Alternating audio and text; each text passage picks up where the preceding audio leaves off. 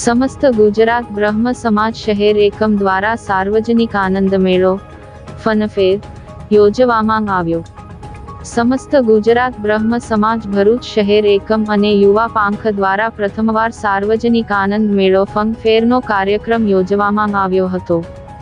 એક સમાજ સંગઠિત સમાજના ઉમદા ઉદ્દેશ્ય સાથે સમસ્ત ગુજરાત બ્રહ્મ સમાજ ભરૂચ શહેર એકમ અને યુવા પાંખના સહયોગથી ભરૂચ દૂધધારા ડેરી ગ્રાઉન્ડ ખાતે સાર્વજનિક આનંદ મેળો ફનફેરનું આયોજન કરવામાં આવ્યું, જેને શ્રી નર્મદા સંસ્કૃતવેદ પાઠશાળાના મેનેજિંગ ટ્રસ્ટી કીર્તિબેન જોશીના હસ્તે ખુલ્લું મૂકવામાં આવ્યું. દૂધધારા ડેરી ખાતે યોજાયેલ ફનફેરમાં વિવિધ ખાણીપીણીના સ્ટોલ, ગેમ ઝોન સહિતના સ્ટોલ ઊભા કરવામાં આવ્યા.